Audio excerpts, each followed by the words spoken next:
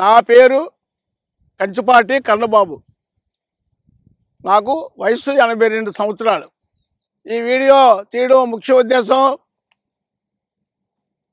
నా ఆయుర్వేద వైద్యాన్ని అనుభవాన్ని ప్రజల దృష్టిలో తీసుకురావాలని ఉద్దేశంతో వాహిని స్టూడియో వారు వచ్చి మమ్మల్ని కొన్ని సలహాలు అడిగారు. ఏమిటంటే మీ అనుభవం ప్రజలందరికీ తెలియజేయాలి, తెలియపరచాలి. ఆ ఉద్దేశంతో మేము వచ్చాము. మీ అనుభవాలు మాకు పంచండి, ప్రజలకు పంచండి అని వారు సలహా ఇచ్చారు. ఆ సలహా ప్రకారంగా ఈవేళ మీకు మంచి వీడియోని ఇస్తున్నాను. దయచేసి ప్రతి ఒక్కరూ నా వీడియోని పూర్తిగా చూసి సహకరించి అందరికీ తెలియజేయండి. ఈరోజు నేను మీకు ఒక మంచి వైద్యాన్ని అందిస్తున్నాను. ఫైలేరియా.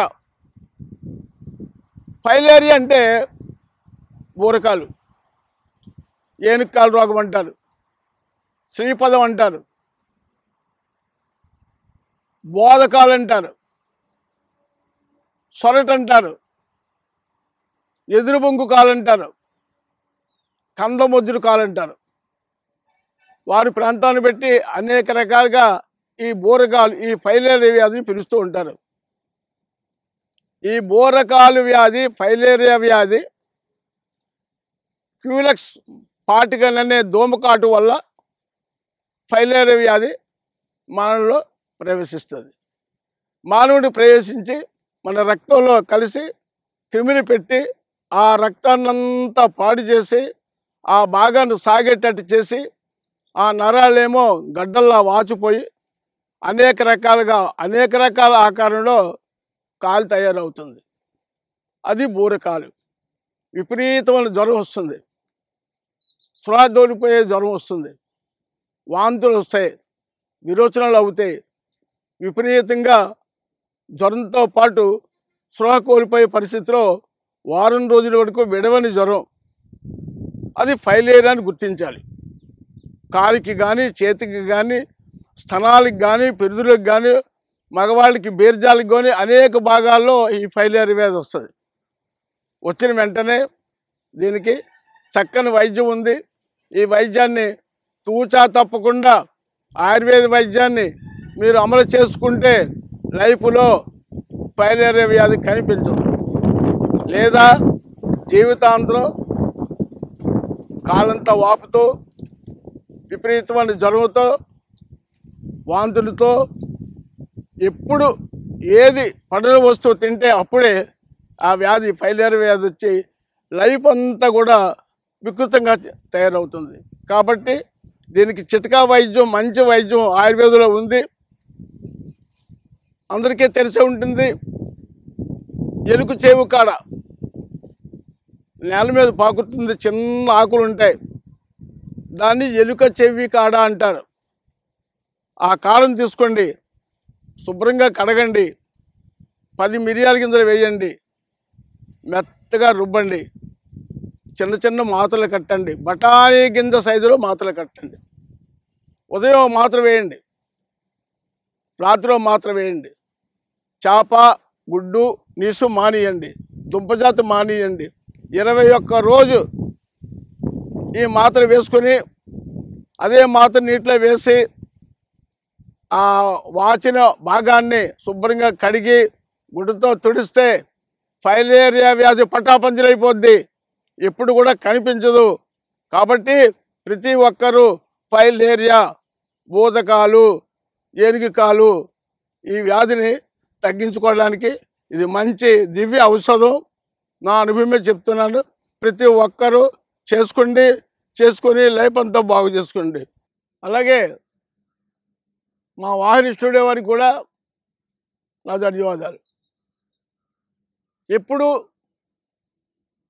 యవనంగా ఉండాలని చాలామంది కోరిక. యవనంగా ఉండాలి, సంతోషంగా ఉండాలంటే మనం తీసుకునే ఆహారం, మన ప్రవర్తన, మన నియమావళి, ఉదయం నుంచి సాయంకాలం వరకు మనం చేసే దినచర్యలు అన్నీ సక్రమంగా ఉండాలి. ఉదయాన్నే లేవడం, అలా కూర్చొని ఉండకుండా టీ తాగడం ఇవన్నీ మానుకొని ఏమీ తినకుండానే ఏదో మనకున్న పని 10 గంటల వరకు పని చేయాలి. 10 గంటల పని అయిపోయిన తర్వాత ఏదో ఆహారం తీసుకోవాలి. ఏ ఆహారాన్ని తీసుకున్నా కడుపు నిండిపోయేటట్టు తినకూడదు. కొంచెం ఆకలి ఉండేటట్టు తిని లేచిపోయి మళ్ళా 11 గంటల దాకా మళ్ళీ పని చేయాలి. ఏదో పని చేయాలి. మళ్ళీ 11 నుంచి 12, 1 గంట వరకు మళ్ళా విశ్రాంతి తీసుకోవాలి.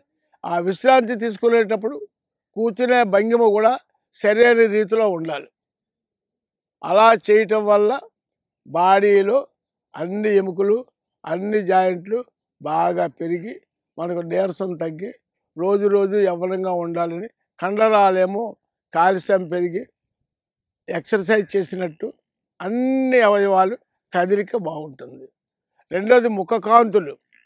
మనం ఏదో జరిగిపోతుంది, ఏదో కావాలి, అదంతా నాకే కావాలి, ఇదంతా నాకే కావాలి, ఏదో తపన మనసులో పెట్టుకొని ఆలోచిస్తూనే కూర్చుంటే సంతోషం సగం బలం.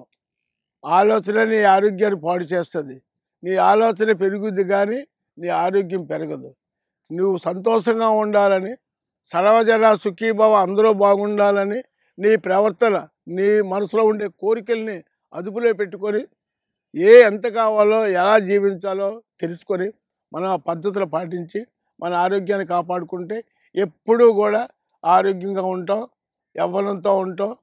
90 సంవత్సరాలు వచ్చినా ఇటు పన్ను ఊగడం కానీ, కాలు వేయడం కానీ, నొప్పులు కానీ ఎటువంటివి ఉండవు, ఏ జ్వరము ఉండదు. అది భగవంతుడి ఇచ్చిన సృష్టి. మనం కల్పించుకొని మనం తినే ఆహారం, వాడే విధానం, తిరిగే ప్రవర్తన పెట్టి మన శరీరం పాడవుతుంటుంది. కాబట్టి సరైన రీతిలో ఆహారం తీసుకొని, సరైన రీతిలో టైం ప్రకారంగా మనం పని చేసుకొని, సరైన పద్ధతిలో మనం ఆచరిస్తే సరైన మనసు ఉండాలి మానవుడికి ఎప్పుడు మనసు అలాగ ఉండాలి. అందరి పని సానుభూతి పెరిగి సరైన దృష్టిలో ఉండాలి. అపేక్ష ఉండకుండా మనసులో పెట్టుకొని హాయిగా పడుకుంటే మంచి నిద్ర, మంచి ఆరోగ్యం, మంచి ముఖ కదలికలు, మడతలు లేకుండా హాయిగా ఉండగలుగుతారు. ఎటువంటి పనులు ఊడిపోకుండా హాయిగా ఉంటాడు. ఆయుర్వేద, గిరిజన మూలిక మరియు పారంపర వైద్యం చేసే ప్రతి ఒక్కరూ మా ఛానల్ ద్వారా మీ విద్యను ప్రజలకు తెలపాలనుకుంటే మా నంబర్కి కాల్ లేదా వాట్సాప్ చేయండి. మీ దగ్గర ఉన్న ఆయుర్వేద మరియు హెర్బల్ ప్రొడక్ట్స్లను మా ఛానల్ ద్వారా ప్రజల్లోకి తీసుకువెళ్తాం. స్క్రీన్ పై కనిపిస్తున్న నెంబర్కి కాల్ చేయండి. వీడియో కనుక మీకు నచ్చినట్లయితే లైక్ చేయండి, షేర్ చేయండి. మరిన్ని వీడియోస్ కోసం మా ఛానల్ని సబ్స్క్రైబ్ చేయండి. మీ అభిప్రాయాలు మాకు కామెంట్స్ రూపంలో చెప్పండి. మరిన్ని వీడియోస్ కోసం మా ఛానల్ని సబ్స్క్రైబ్ చేయండి.